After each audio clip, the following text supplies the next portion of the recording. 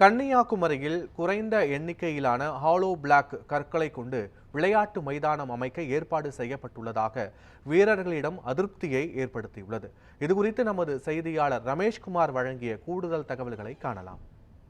தமிழகத்தில் அரசு கட்டுமான பணிகளில் பல முறைகேடுகள் இருப்பதாக பொதுமக்கள் ஆங்கங்கே குற்றச்சாட்டி வரும் நிலையில் கன்னியாகுமரி மாவட்டத்தில் ஒரு விளையாட்டு மைதானத்துக்கு எந்த ஒரு பணியும் நடத்தாமல் 40,000 ரூபாய் என்பது பெறப்பட்டிருப்பது மிகப்பெரிய ஒரு சர்ச்சையை ஏற்படுத்தி இருக்கிறது. நம்ம இப்போ நிற்கும் பகுதி கன்னியாகுமரி மாவட்டம் கொரக்குடி பகுதியில் நின்றுட்டு இருக்கோம். இந்த பகுதியில் பார்க்க முடியும்.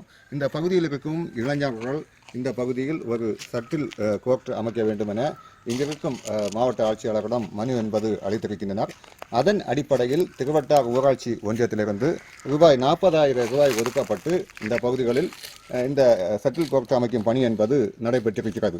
ஆனால் இங்கு பார்க்க முடியும், அந்த ஒரு அவுட்லைன் மட்டும் இங்கு ஹலோ கற்களால் அமைக்கப்பட்டிருக்கிறது.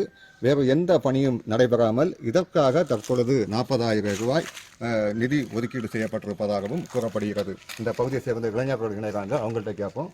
வணக்கம், எவ்வளோ நாட்கள் வேலை நடந்து இது எவ்வளோ ரூபாய் ஒதுக்கி இருக்காங்க சொல்லுங்கள்.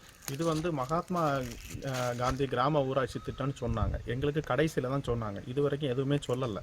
சரியா, எழுத வந்த டைமில் தான் எங்களுக்கே 40,000 ரூபான்னு தெரியும். ஃபஸ்ட்டில் ஒரு கண்ட்ராக்ட் வந்தாங்க, பார்த்துட்டு சொன்னாங்க இந்த கிரவுண்ட் அலாட் பண்ணியிருக்காங்க, நாங்கள் கிளியர் பண்ணி தரலான்னு சொன்னார்.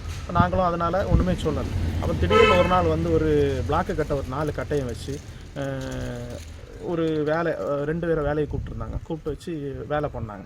நாங்கள் சொன்னோம், இது பிளாக்கு கட்டையில் பண்ண முடியாது, கவர்மெண்ட் அலாட் பண்ணியிருக்கிறது செங்கல்னால தான் வைக்கணும், ஸோ இந்த பிளாக்கு கட்டை வைக்கக்கூடாதுன்னு நாங்கள் சொன்ன பிறகு கேட்கல. எங்ககிட்ட சண்டை போட்டு நாங்கள் இப்படி தான் வைப்போம் அப்படின்னாரு.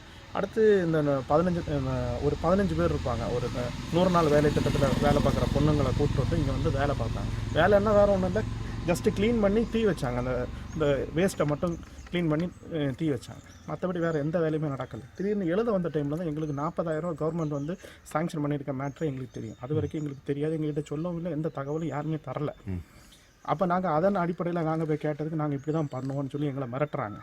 நாங்கள் அடுத்த ஜென்ரேஷனுக்காக தான் இந்த கோர்ட்டை நாங்கள் கேட்டது கவர்மெண்ட் அலாட் பண்ணாதான் இந்த அதிகாரிகள் முறைகேடு பண்ணுறாங்க. பெரிய 1 லட்சம் 2 லட்சம் மேட்டர்ஸில் பண்ணாலும் பிரச்சனை கிடையாது. இது 40,000 ரூபா விஷயத்தில் ஒரு விளையாட்டு மைதானம் அமைக்கிறதுலையும் இந்த மாதிரி முறைகேடு இந்த அரசாங்கம் இந்த அரசு ஊழியர்கள் பண்ணிகிட்டு இருக்காங்க. ஆகையினால இந்த ஒப்பந்தக்காரர்னால சட்டப்படி நடவடிக்கை எடுக்கணும்னு நாங்கள் கேட்டுக்கிறோம். ஓகே, முழுக்க இங்கு நிகழ்த்தியிருக்கும் இந்த பணிக்கு 40,000 ரூபாய் தேவை இல்லை என இந்த இளைஞர்கள் தெரிவிக்கின்றனர். அதே போன்று இளைஞர்களின் அடுத்த கட்ட நகர்வுக்காக அவர்களுக்கு இந்த விளையாட்டு மைதானத்தை சரியாக அமைத்து கொடுக்கவும் மாவட்ட நிர்வாகம் முன்வர வேண்டும் என்பதை இந்த பகுதியில் இருக்கும் இளைஞர்களின் கோரிக்கையாக எழுந்திருக்கிறது. நியூஸ் 7 தமிழுக்காக கன்னியாகுமரி மாவட்டத்திலிருந்து ரமேஷ்குமார்.